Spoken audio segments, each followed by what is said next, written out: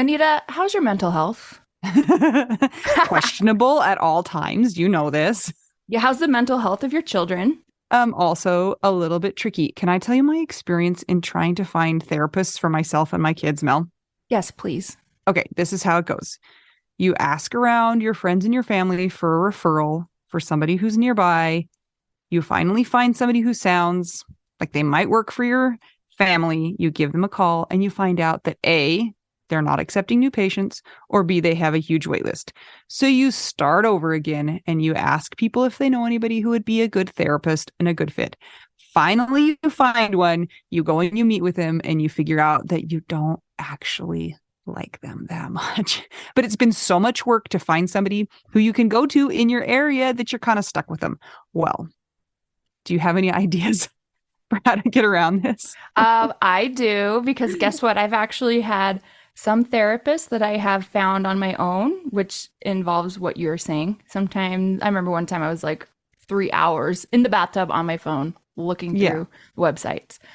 I was such a prune at the end. But I have also had the experience with working with BetterHelp. And it was like, I don't want to say too good to be true, but because it is true, but it's like amazing because I was matched with my therapist within 24 hours. And you didn't have to go through all of that other ridiculous process of trying to find somebody. And here's the cool thing too, is if that person didn't work out for you, you can just switch and say, and it's not like you're committing to another years long search for somebody who you're going to jive with. It's true. And I lucked out, or maybe just BetterHelp is really good at matching people together because I never had to change my therapist. I loved her. Perfect fit for me. And I know that some of our friends have used BetterHelp and they've had to change therapists, and boom, same day, you can change. Easy peasy. You can ghost your therapist. Get a new one. I love this idea. BetterHelp is one of our sponsors. If you use our promo code trybetterhelp.com/WWDN, you get 10% off your first month. And we totally recommend it. Yes, get some therapy. That's trybetterhelp.com/WWDN. Anita, we are Skyping how are things you? to each other. What? And this is officially Skype. This isn't like my dad's version of Skype, wherein everything is Skype. Like texting is Skype. Yes, which he still doesn't do. But he does love to read the news now on his phone all the time. It's pretty funny. Can I tell you a funny story? Wait, do you want to say who we are? Oh, yeah. Okay. I'm Mel. I'm Anita. And I am awesome. What are you I was trying to Skype to Melanie to say the rest of our intro, but she wasn't. Okay, do it again. I'm Mel. I'm Anita. That sounded so sad. I'm Mel. And I'm Anita. We're two young widows trying to figure out what do we do now? Blit, blit, blur, blur. Okay. If you have caught up on our episodes, last time we made one, we had something crazy happen. And it was called I Fell Down a Well. But I'm back. I'm out of the well. I climbed out of the well. Somebody came and tossed me a rope. Good thing you're a swimmer. I know. I used my strong lats to pull me out of a well. But in truth, I can't do any pull-ups. Just so you know. I try. I can't. Maybe not today, but maybe someday. No, every year it's my goal. I'm like, this year I'm going to be able to do a pull-up. And every year I go and I grab hold of the bar and I go, and that's as far as I can make it. Hey, so. Have you seen, okay, what's the guy's name? Wim something. Hold on a minute. I'm going to Google it because I don't. Are you going to say Wim Hof? Yes, Wim Hof. Have you seen like his stuff? I bet if you did Wim Hof stuff, you could do pull-ups. Well, I watched that thing that was like the Goop thing, you know, the Gwyneth Paltrow. Yes, Paltrow thing. yes. And I'd heard of the guy, but like not really learned anything about him. But then I watched that episode and he made her do push-ups. And she did more push-ups after he did the thing. I read about it and I was like, oh my gosh, that's so crazy. Anyway, so. But Anita, I think if you did Wim Hof that you could do your pull-ups. Don't you think? Maybe. I think maybe if I just like tried more. that was weird. I would maybe be able to do it. But, you know, it's okay. Like, I have other things that I have to worry about. So. Okay. Well, what's happening? What are we talking about? there's been so much that has happened in the last week that we need to talk about. Oh my goodness. I cannot wait. Would you like to lead the discussion? First of all, my kids have all been sick. We have been rotating through sickness. One is sick and then the other is sick, and then they have just all been sick. And this morning, speaking of pull-ups, I woke up early because my 3-year-old decided to wake up at like 4 a.m. Thank you so much. And so at 5:30, I got up and I went to the gym to lift weights and just left him home with the TV and my other children. And I got home and he was totally sacked out on my bed with all the lights on. And I was like, that's weird. Because usually you don't go back to bed like that. And then I found a bottle of melatonin and he had eaten the whole bottle of melatonin. Oh, yes. No. Oh, no. Oh, no. Here's the good news, is that this is not the first time this has happened. So I happen to know through poison control that it's not like an emergency. It just makes kids very sleepy. So he like slept hard for a good few hours this morning. And then I made him wake up and he did not want to be awake. So that was my adventure of the morning. I'm glad that you have had experience with overdoses of melatonin. Great. That's great. I gave my dogs melatonin this week. Does that count? Can I say that? Are you mad that I'm talking about my dogs? How do you give it to them? Like, do you just like stick it on their tongue? Are they the melty kind, or is there doggy melatonin? Oh, there's dog melatonin. It's peanut butter flavored, but I also put it in cheese. Okay. That's like the standby for feeding dogs pills, isn't it? Cheese. Yeah. Cheese is really and great. Peanut butter too. Hot dog. Right? Yeah. They like... Do they just like lick it out of the peanut butter though? Or do they swallow the peanut butter like in a gulp? It depends on the dog. Oh. Some dogs are like, I know what you're trying to do.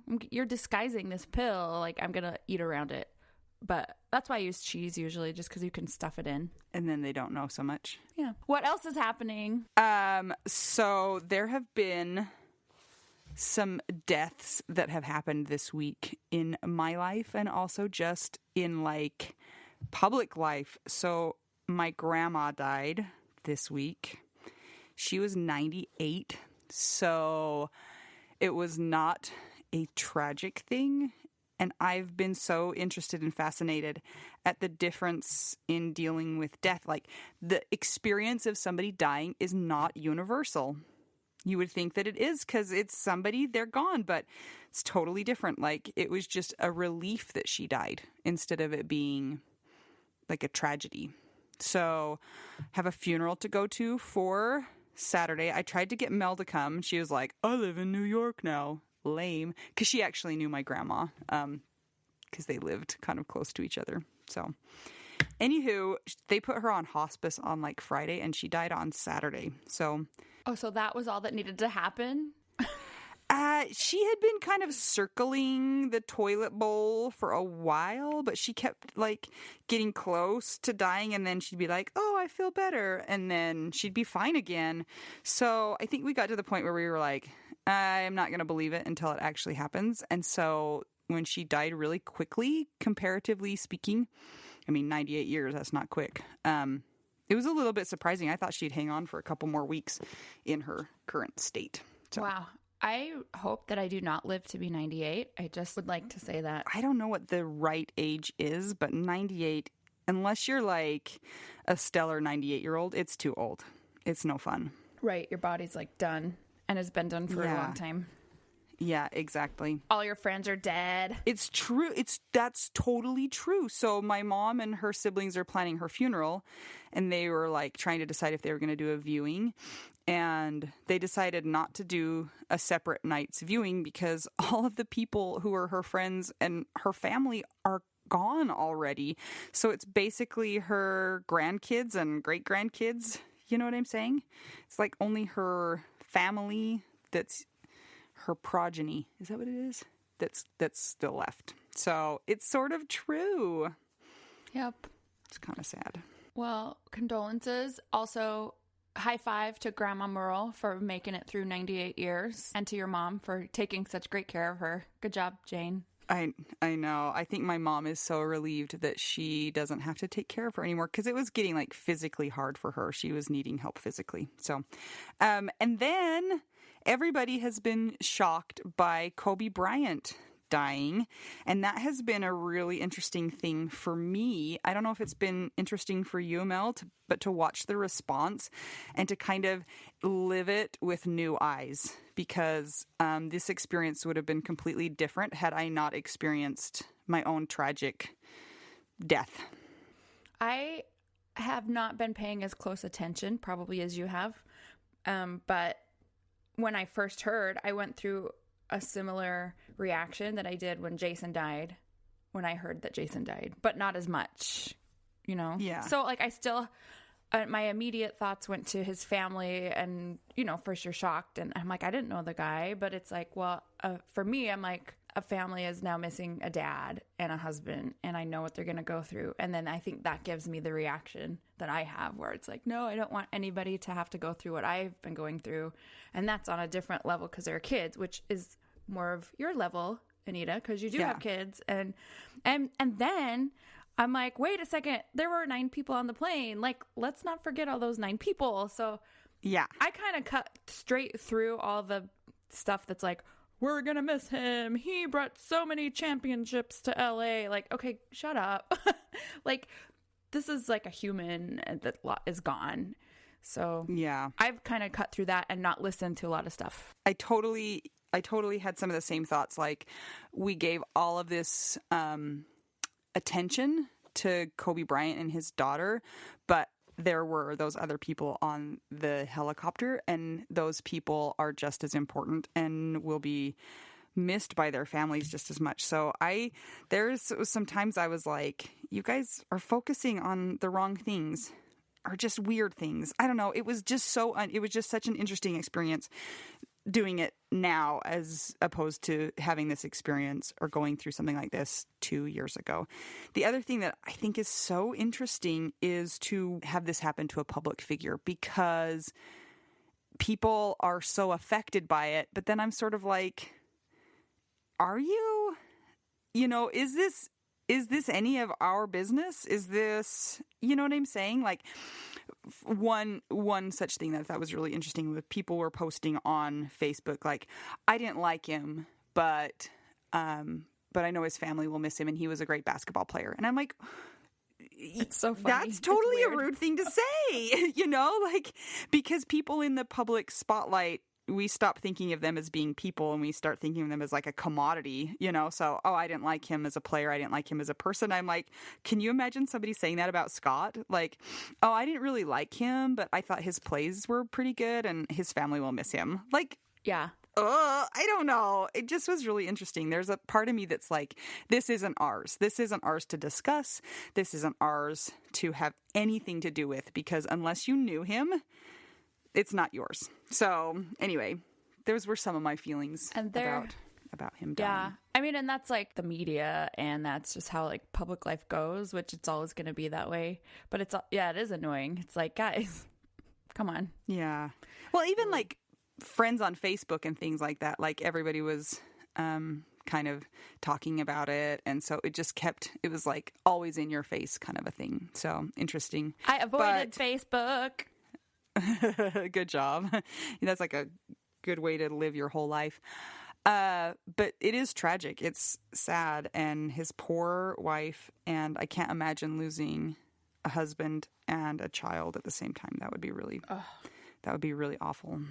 For sure. I found an article. I wanted to know who the other people were on the plane, and it's like so sad because there was another player on there, another like teenager. I think there was a couple teenagers. Were there? Yeah. I think there was like 3 kids or something. Like a family lost a mom. One of the coaches was a mom. Yeah. And yeah. It's so sad. Like the whole entire thing is just so sad. And, I mean, I guess it's just natural in social media and regular media outlets that they're going to talk about Kobe Bryant and his daughter because it gets the headlines. But, yeah, man, there were 9 people that are all of equal importance. They're all lives. So, yeah, that's so hard. Yeah. Well, that was totally a downer. So I guess we should just be done. Okay, we're done. Bye. Okay, Snacks. just kidding. We got a couple of listener questions. Do you want to answer those right now? Yeah.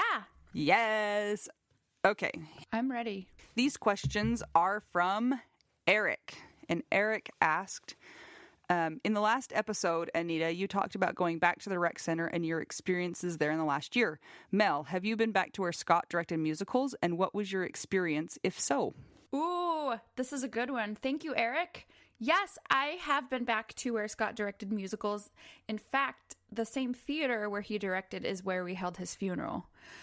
So after the funeral, there were a couple of shows that I wanted to go see. They also had a theater kind of a celebration thing, like a party. And I went to that, and I did not expect it to be anything other than positive. And I went there and totally had a meltdown. It was bad. And so it was like a month after Scott died, and they were honoring him. And there was this thing where it's a ghost light.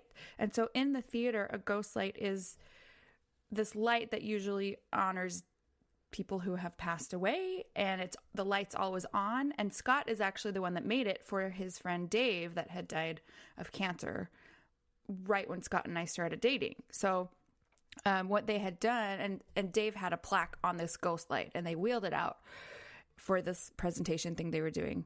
And I just was standing there holding it, and his cast was on stage singing songs from his last show, which was this song before the guy goes up to the guillotine and nobly exchanges places with somebody that had a family so that he could be the one that was sacrificing himself. That was all happening on stage. I'm standing on stage with them, holding this ghost light, looking at Dave's name on the plaque, which I remember Scott, making. And then I'm looking at this plaque that says Scott's name next to Dave. And I'm just like, I can't even process this. And I just started crying. And then I had to leave after that. And it was very amazing. The whole thing was great. I love that they did that. I just was not anticipating my reaction to be that, which hello, I should have. But I also didn't know that was going to happen. They kind of grabbed me on stage and were like, hey, come here, this thing's happening. So I didn't have any time to think. And then it was super overwhelming. So that was very tough. But I loved that they did that for Scott. I just was emotionally caught off guard. And then since then, it's been really hard for me to go to shows there. I did go to 2 of them. And the first one I went to was really hard. I think it was about a month after that other experience that I had, the one where I was on stage holding this ghost light and listening to them sing about this guy dying. And man, it just was so different because a lot of my memories with Scott were connected to the theater. That's where we met, and that's where his funeral was, and that's where all his shows were that I saw him direct. And so it's hard. It's hard for me still to go back there. The second time I went after that incident was a little bit easier because I was going to see a friend in a show, and it was a comedy show. And so we were supporting her, and it was good. Oh wait, I actually have been 3 times. And the third time I went to see a show that Scott was supposed to have directed. And that was hard. But it wasn't as hard as I had anticipated. I went and I kind of was just numb. And I also wanted to support the people in his cast because they were friends, and a lot of them in that show were in Scott's final show. So it was fine, but it's really hard for me to go back there, honestly. And it's nothing against anybody there because everyone is so amazing and they're family, and it's, it just is part of what happens when somebody dies. So yes, that was a very long answer to Eric's question. Thank you for asking. I have a follow-up question. Okay. My follow-up question is, when you do go to the shows, do you just think that they're doing a terrible job because you think Scott would have done better? I don't know anything about directing, and so the answer is no. That was a totally loaded question. I actually went to Scott's Theater a few weeks ago, and they were doing it. The show they did was in memoriam? Memoriam? Yeah. In memoriam. They did it. They did it in memoriam, like of Scott, and he was in the program. So I was like looking through it, and I was like, "Oh, this is my widow wife's dead husband." And then I pretended like I was there to see it for that reason, but I wasn't. But you know what? I'm glad that you pretended to be there for that reason, because that just reminded me that was around my anniversary. And remember, my anniversary was so hard for me this year. And I was supposed to go with my brother-in-law, and I had a meltdown right before that, and I couldn't do it. So I guess I still have some big issues going. So I never saw the show that they did in memoriam to Scott. What was it? White Christmas or something? Holiday Inn. I get them confused. Holiday Inn. It was, I think it was Holiday. I'm pretty sure it was Holiday Inn. Okay. I represented for you. Yeah, thank you. You're welcome. You're the best. They didn't even like put me on stage. They didn't even like give me a free drink or anything. They should have shown you the ghost light. They should have, but they didn't. I was incognito. The thing that's cool about the ghost light is that sometimes it's haunted. It's like a place for people to haunt, ghosts to haunt. It's kind of awesome. That is kind of cool. Eric asked one other question, and this question could lead to a huge answer. Okay. The question is, what other podcasts do we like to listen to? Ooh. Ah! Oh, Eric, are you sure you want to open this up? I basically only listen to true crime. The end. And I have a lot of recommendations, but I don't know if anyone wants to hear them. Yeah, Mel likes to hear all of the murder stories and all of the like scary stalker, crazy people stories. Mm-hmm. And I also have a subscription to Audible where it's even more of that stuff. But I have listened to some things that are like Dracula, Treasure Island, some classics like that. What else? Those are not podcasts though. Anyway, I love Crime Junkie, my favorite murder. Dirty John, all those. Basically, if you Google true crime podcast, all of those.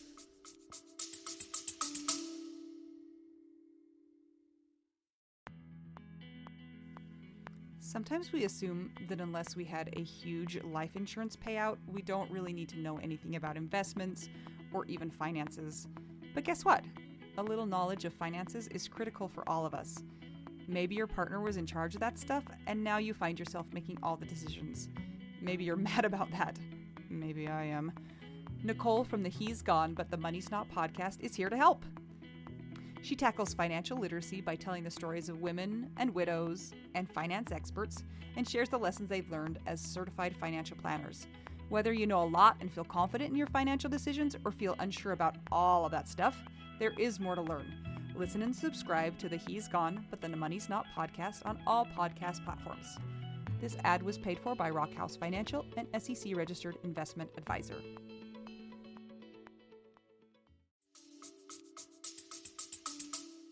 Yeah. I like to listen to those too, but I'm also kind of boring. Like on my long runs on Saturday, I always listen to the Friday News Roundup from 1A. That's like one of my favorites. And Wait, Don't Tell Me from NPR is one of my favorites. And I listen to lots of podcasts, but they're all Hidden Brain from NPR is one of my favorite. The other day, my 6-year-old goes into the kitchen and he says, "Alexa, play NPR." And I was like, my work here is done. I have one more podcast, Anita. Yeah, I want to hear about it. Neil deGrasse Tyson's Star Talk Radio. Oh, I haven't heard of that. Do you know it? No. It is so good. It's basically the science of everything. So they go through various topics. Super cool. I mean, they have like the science of politics, the science of religion, it's everything amazing. The science of music, the science of acoustics, the science of acting. And they have really, really great special guests on there. Like I know before Alan Rickman died, he was one of the special guests. And I love their format for recording it too, because they have in the studio, they have Dr. Tyson, a comic, and an expert. Oh. And then they jump back and forth from those guys to the pre-taped episode of Dr. Tyson with the special guest. And so it's so interesting. And I love how Neil is like so stoked on science, and he makes stuff that's kind of out there seem really accessible. And for somebody that did not get into science in school because it was so boring, it's made it really exciting for me and made it more real world applicable. So it's amazing. There's a million episodes on there. Like one time I drove to Phoenix. What's that? 10, 11 hours from Salt Lake. I listened to it the entire time down and the entire drive back. Wow. So I love it. It's great. Very informative, Yeah, very cool. Entertaining. I'll have to check that one out. That's kind of like Hidden Brain, where they like try and figure out like why we do stuff. And I also like to listen to Getting Curious with Jonathan Van Ness. He's the guy from Queer Eye, and I like his podcast because he just asks questions that I think other people would be self-conscious asking, because it sometimes makes him sound like he's not super smart, but everybody's thinking that question, but they just are not going to admit that they don't know it. Like, give us an example.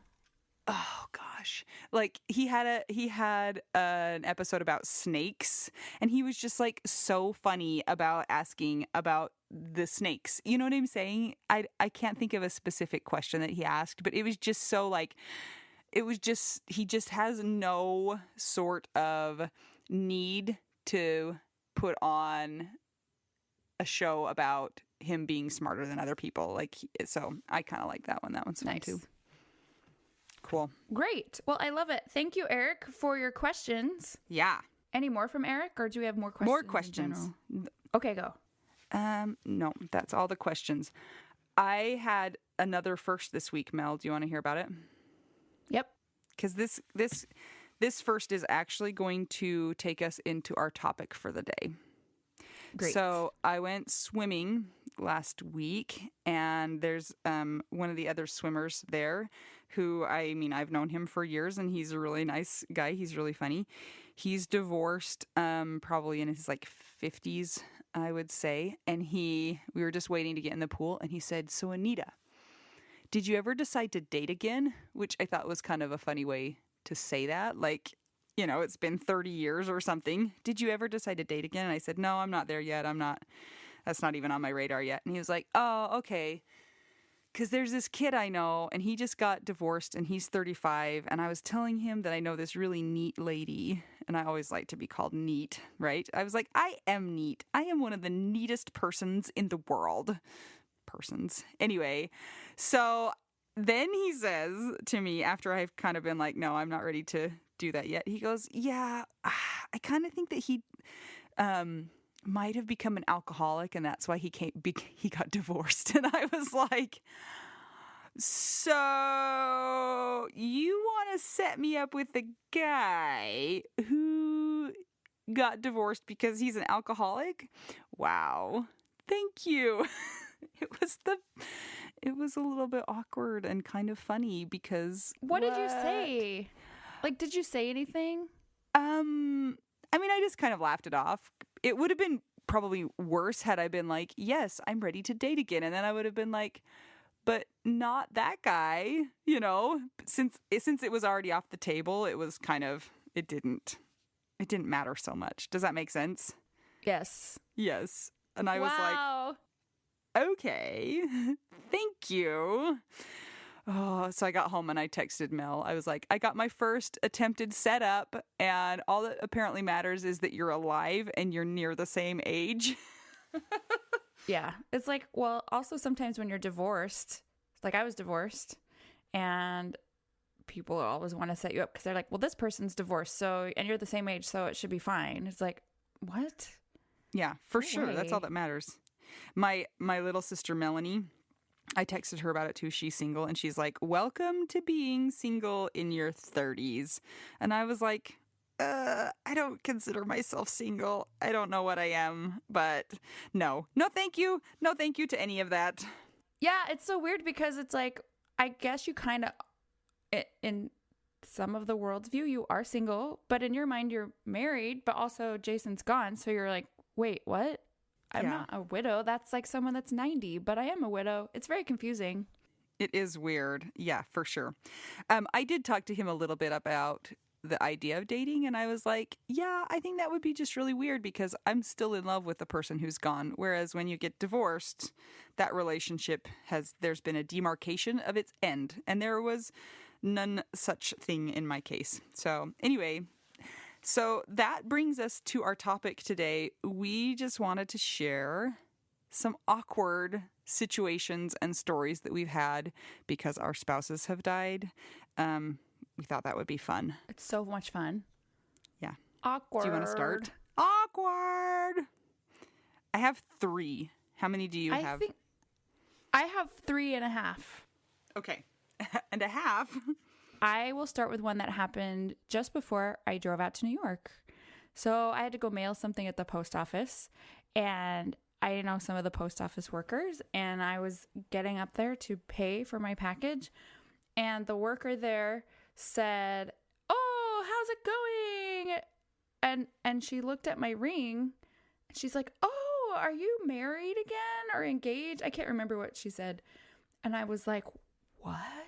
I'm like, "No, my husband died." And she was like, "Okay, but like, when did that happen?" And I'm like, 2 years ago. And so for me, I'm like, what? You're crazy, lady. Like, this just happened and it's so new and fresh still to me. And 2 years is nothing. And she's probably on her side going, okay, it's been 2 years. Like, come on. That's so funny. That's not weird for me to ask. Anyway, so I'm like, yeah, here's my money. Bye. That was awkward and amazing. You still wear your wedding ring to Scott. So that was the ring that she saw on your finger. Yes. Right. Yeah. Okay. That's funny. Your turn. Okay. So I was at home one afternoon. This was in the summer, so it'd probably been 6 months since Jason had died.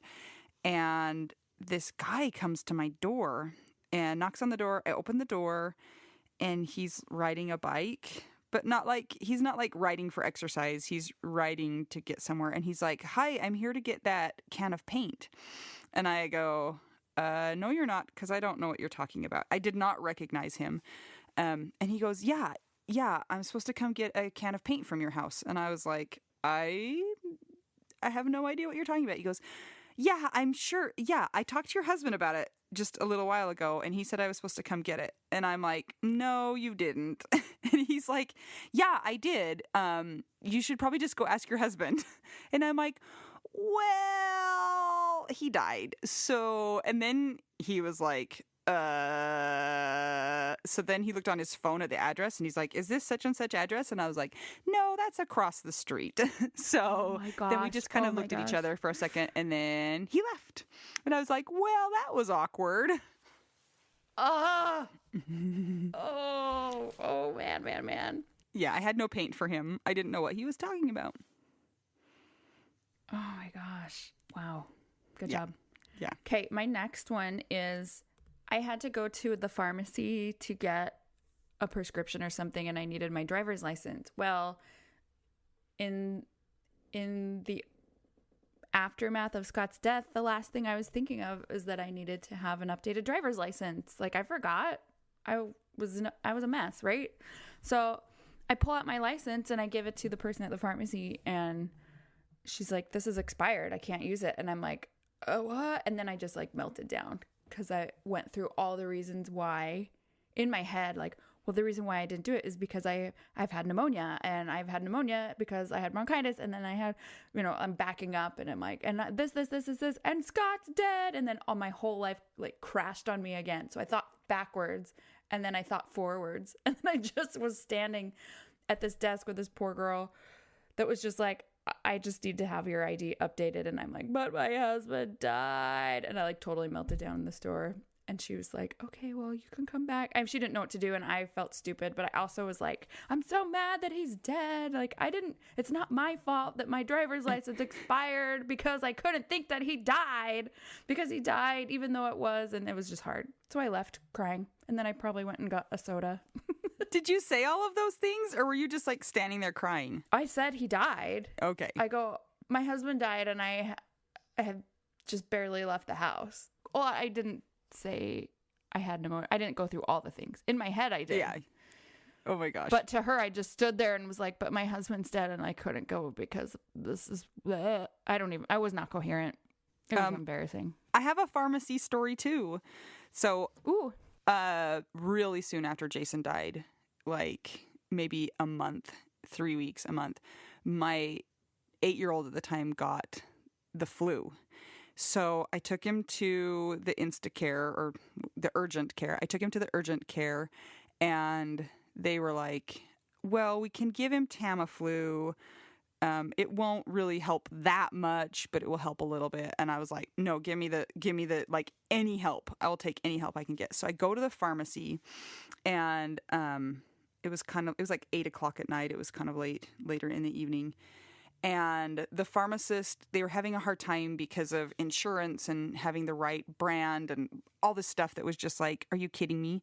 So the pharmacist finally comes up to me and he goes, you know what? If it were me, I wouldn't even give him the Tamiflu because it's only going to decrease his symptoms by like 1 or 2 days. And it has all of these side effects. And I just start crying. And I go, my husband just died and I just got diagnosed with cancer. I will take 1 or 2 days. I will take whatever I can get. And I'm just like bawling. And he's looking at me. And the lady in back of me in line, she's like, I'm so sorry. I couldn't help but overhear that. And she gave me a big hug. And I was like, just give me the effing Tamiflu. So, after that, he got it for me. He figured out how to make it all work. But it was so embarrassing. Oh my gosh. Yeah. Okay. I think it's so hard. At least it was hard for me where I have to, because like you're living your situation, right? And then if you're in kind of like a little tender time and you have to go explain it to somebody else that's something business wise, that is the hardest thing for me, or was the hardest thing for me to like go into normal life, like about like re-entering into kind of normal life. That was super hard. Yeah. And now I think I just avoid it. Yeah. I think it still happens for me. Like I had to go and cancel Jason's driver's license. And so I like walk in there and I'm like, oh, hi. You know, the guy's like, what can I help you with? And then I like slap down a death certificate onto the, desk. And he's like, oh, like, sorry, I need help with this. Okay. So I think it's technically my turn to do another one. Okay, go. So this was in the spring after Jason died, and I was at a soccer game, which at that point in time, it felt so weird to do quote unquote normal things. Like it just felt like life should have stopped, and it was weird that I was at a soccer game. So it was at a soccer game for one of my kids, and this lady who I know a little bit, like I recognize her kids go to my school.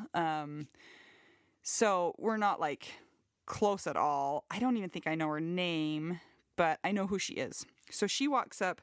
I was sitting near another neighbor and we had been chatting, and she walks up and she was talking to both of us kind of together. And they started talking about landscaping. Basically, one of them needed to have some landscaping done in their yard.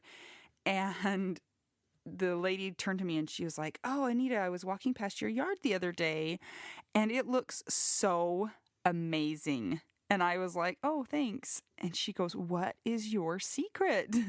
And I was like, do you want to know my secret? And she's like, yes. I said, do you really want to know? And she's like, yes. And she goes, oh no. She goes, no, this is the best. She goes, is it chicken poop? And I go, no. All you have to do is your 42-year-old husband has to drop dead, and then people come and plant flowers at your house and mow your lawn. And her face was like, I mean, just like shocked. And the funny thing is I was like, how did she not know? I kind of feel like she had to have been living under a rock a little bit to not have heard, because she lives close to our neighborhood. But anyway, my secret was not chicken poop, which was kind of funny that that's where she went. And then I was like, not even close. It's like such dark humor, but it's like straight out of a comedy movie or something, right? Like a dark humor comedy movie. Yeah. Oh gosh. Wow, wow, wow. I have one that was at a bank. Okay, go. Now this one wasn't so much of a weird reaction and me melting down when I went in here. But so Scott and I did not have joint bank accounts. And so I had to go in and close that out, make sure I could pay off his cards, da-da-da-da-da. So my dad goes in with me, and it was around the time that I had just gotten one of my new hair colors. I don't know. It was probably pretty out there. Probably rainbow or something. It was bright. But from the moment that my dad, who is like a normal looking dad, and I, who is not a normal looking Utah person, walked through the doors of the bank, I saw somebody from across the bank look at me with a worried look. They looked at a guy, and then they like intercepted me. And they're like, excuse me. Like I was walking in also with other people, and they like sequestered me. And they're like, what do you need? Why are you here? And I'm like, my husband died and I need help closing his account out. Like I was just like, what? Don't mess with me. Yeah. And they were like, oh. And it's so interesting because this was a Wells Fargo. I'm going to totally call them out because their customer service was terrible in West Jordan. And we were there. It took like 2 or 3 hours. They couldn't figure out their systems and they were not kind. When I asked to use the restroom, they told me I had to go across the street to the grocery store. What? Yeah. That's crazy. They let other people use it, but they wouldn't let me use it. It was really strange. Yeah.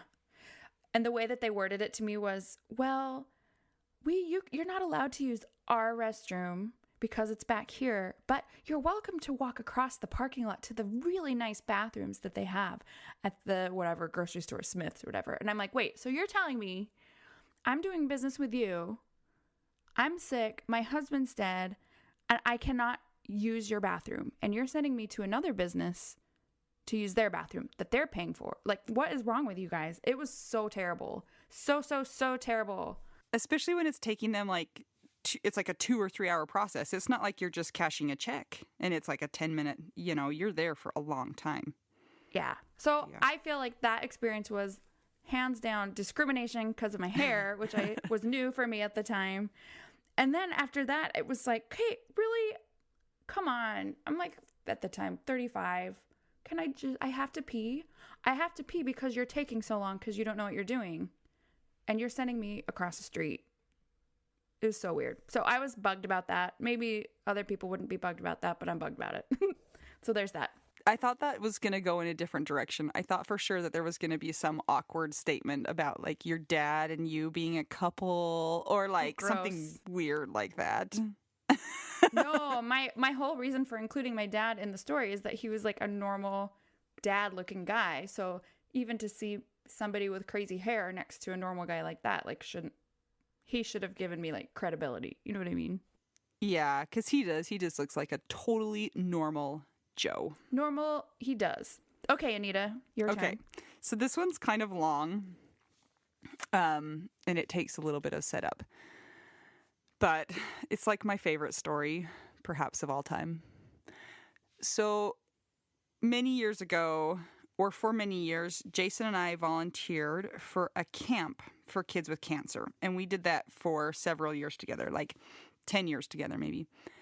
And in our time doing that, there was a lot of volunteers that came and went, that would come for a couple years and then they wouldn't be there. Well, there was one volunteer who came for a couple of years, and he was hilarious. And Jason and he hit it off and just spent a lot of time joking and laughing.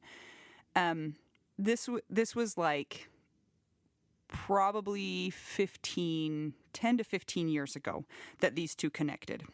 So they were friends on social media, but he was not a friend of mine on social media.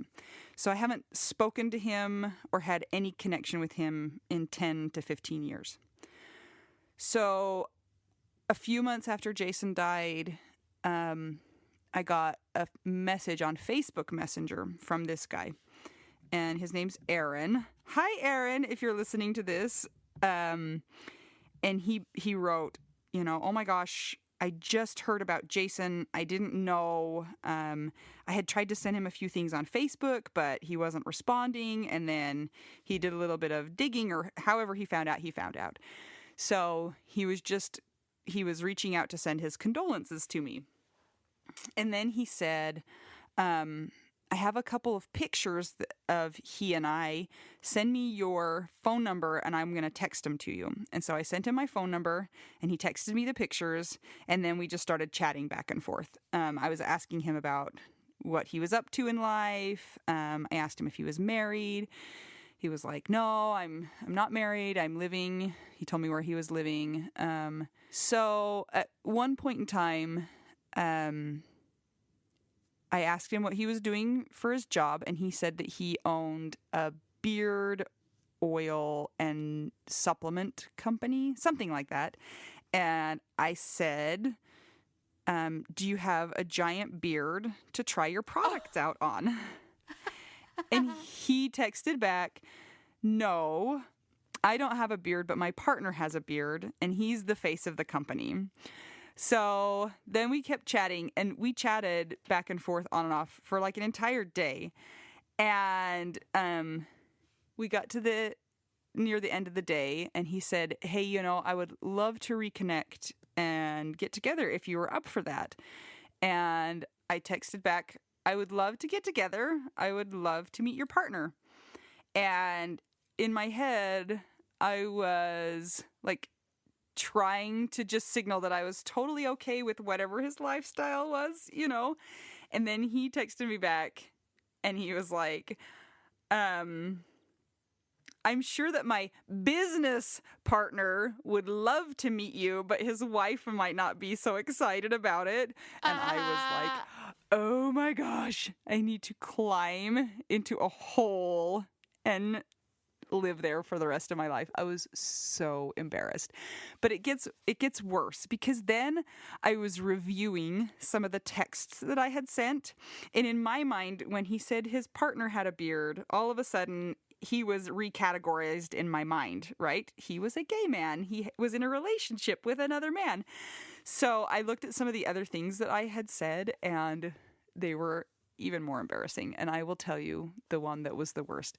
So I asked him if he had any kids, and he said, no, I don't have any kids, but I'm going to be honest, I think I would be a really great dad. And I wrote back, well, if you ever want to practice, let me know. Oh no! Meaning, what I meant was if you want to babysit my kids. And I was like, oh my gosh, that sounds so terrible. Gross, Anita. Yeah. And then I was like, that sounded like a big day-long flirt fest, and it was not. Oh my gosh, I still am like so embarrassed. But I think that somebody needs to use that as their meet cute for a romance novel, don't you? Yes. Maybe a Hallmark movie. Uh-huh, for sure. Yeah. So that was my story of getting confused about my friends' sexual preferences. Yeah. Wow. Well, great job. Those are some great awkward stories. I feel like we've covered a lot of them. That was amazing. Yeah. Oh Yours my gosh. takes the cake, so I cannot add anything after that. What's going on with you in the next week? Oh man, a lot. The show is going to be in full rehearsal swing. I'm going to be working a ton. I'm excited. I've done a lot of prep work this week, and so it's going to be fun to meet the cast and do all the things. And my dogs have a dog sitter that's amazing. So I feel like things are in place, and I'm excited. I was in the city yesterday doing some things, and it was just so fun to be there. So I can't wait. What about you? I got a funeral to go to on Saturday. Are you going to Kobe Bryant's funeral? No, I'm going to Grandma Merle's funeral. Oh, It's going to be like 6.5 hours long, though. So that should be fun. She planned her funeral before she died, and she wants all of her kids to speak, and she had like 4 musical numbers. And I came up with a new equation that it's not probably a good equation. It's going to get me into trouble, but the longer you live, the shorter your funeral should be. What do you think about that equation? I think all funerals should be very short. Okay. That's probably true. But like, I feel like when you have a funeral that's like tragic, you need to comfort people more. There needs to be more like You know what I'm saying? As opposed to like you're mourning the life that did not continue. And in Grandma Merle's case, you're celebrating the life that she had, and everybody knew about it because they were around. So maybe shorten it a little. But also at the same time, they do have a lot of stories because they were so old. So there's that. It's true. It's true. Well, okay, that's just my opinion. Take it or leave it. Leave it. Leave it, Mel. Just leave it. I don't care. Whatever. I think whatever you want to say is great. Yeah. I just have to pee so bad. Oh, you do? Yeah. You can walk across the street to the grocery store. The only other thing that we're looking forward to is that my 9-year-old tried out for the school play, so we're waiting to find out what role he's going to get. Ooh, what if he's the unicorn? Sort of. So they're doing Frozen Junior, and he wants to be the reindeer. So that's like the closest to a unicorn that you could be. That's the so part fun. that he wanted. Yeah. He's like, I don't want to be any of the guys. I don't want to be Kristoff because he has to do like romance. And I don't want to do any romance. He is like my kind of kid. No wonder he likes me. Yeah. He is the unicorn child. I love it. Well, best of luck to him. When does he find out? Pretty soon? Yeah. Probably over the weekend they'll send out the cast list. So... And then I have to try and get him to practice every morning at 7:30. The piano? Which is going to be awesome. No, for the play. They practice in the morning before school. So it'll be okay. Great. Hey, you get him out of the house earlier? Yeah, it's totally true. Yay. All right, now, I am so excited to hear more about your Broadway show. And so I think you should get to it. Thanks. Get directing. I will. And do you have any races you're prepping for? What's happening? I'm trying to figure out what I'm going to do next season. There's a couple races I want to do, but got to figure it out. Anita, I have an idea. Yeah. What if you start your own kind of race that's like Ragnar or what do you say? Low to Ja? Yeah. Or one of those, but it's about Jason or you. I've actually thought about that. So for his birthday last year, we did a bike ride, and I have thought that I should, it's just so much work though is the only thing, is that we should do a memorial bike ride every year and do it as like a fundraiser for a scholarship or for some other cause. So that is on my radar actually. The other exciting thing is that the pre-order for Jason's book is all done, and so I ordered his book, so I'm waiting to get a shipment of his books and send them out to people who bought them. So I'm pretty excited about that too. Yay! I would like to enlist Kirsten and Val to help you organize the race. Okay. Going back to that thing. Guys. Cool. Let me know that you heard this. Yeah. Awesome. Okay. Thanks for your comments and questions, friends. Keep sending them in. Join us next time as we try to figure out Widow, we do now. I'm a widow. So am I.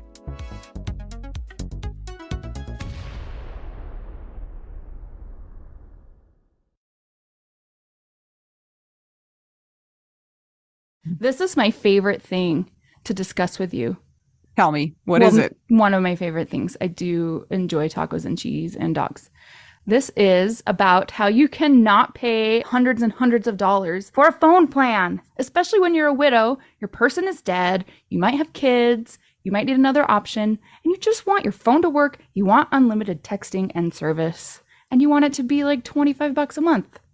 It blows my mind that they have plans that start at $15 a month. That is so cheap. And the cool thing is it uses other 5G networks, and so you don't have to pay extra for that, and you still get great service. Yep. Anita and I have traveled all over, and I have used my phone. So I highly recommend it. And my mom's even on it. When my dad died, we put his phone down to the cheapest plan, which is $15 a month. And I think my mom's on the $20 a month plan, and it's so worth it. It's so much cheaper than what we were all paying before. So I highly recommend it if you're on a budget or not. Who cares? Ryan Reynolds is in charge of the company, and they send you free stickers with Ryan Reynolds temporary tattoos. It's kind of the best. So if somebody wants to sign up, what can they do, Anita? Go to trymintmobile.com/WWDN. Seriously, you guys. Such a great idea. Save yourself some money. And if you're worried about losing data or having any changes with your phone, not going to happen. They walk you through it. Everything's fine. It's the easiest process of all time. Again, that's TryMintMobile.com/WWDN.